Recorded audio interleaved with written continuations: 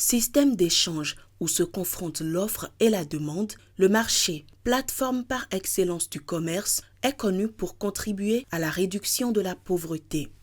Au Bénin, le secteur bénéficie depuis peu d'une attention particulière à travers la construction de marchés de type moderne conformes aux normes internationales.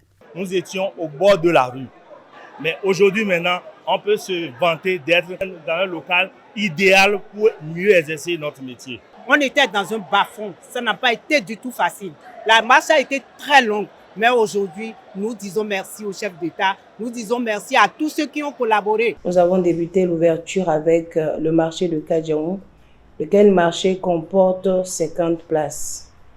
Lorsque nous avons fini d'ouvrir le marché de Kadjaoum, nous sommes allés sur d'autres sites et en fin décembre 2024, nous avons réussi avec l'effort de chacun de nous, de la population et des marchands, à ouvrir au total 14 marchés sur toute l'étendue du territoire national.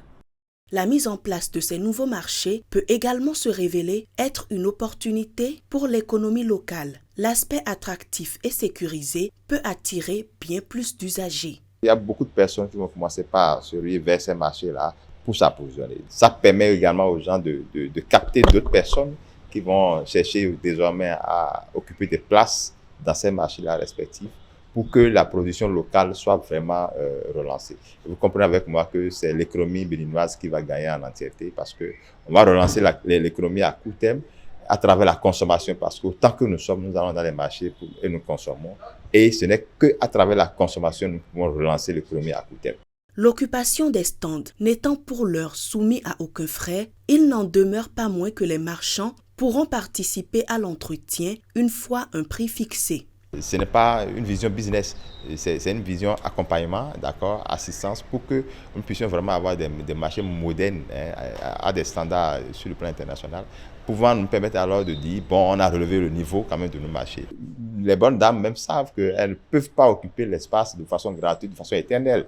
Ça doit venir forcément à un moment donné que vous allez contribuer un tout petit peu à couvrir parce qu'il y a aussi des charges. Je pense que le moment venu, ce n'est pas quelque chose qui va dépasser les marchands.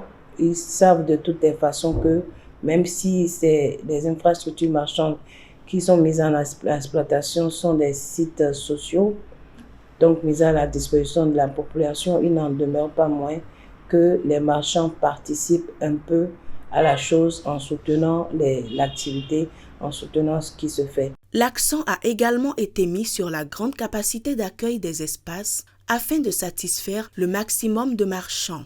Le gouvernement de son Excellence, M. Patrice Talon, a fait construire les marchés avec de très grandes capacités.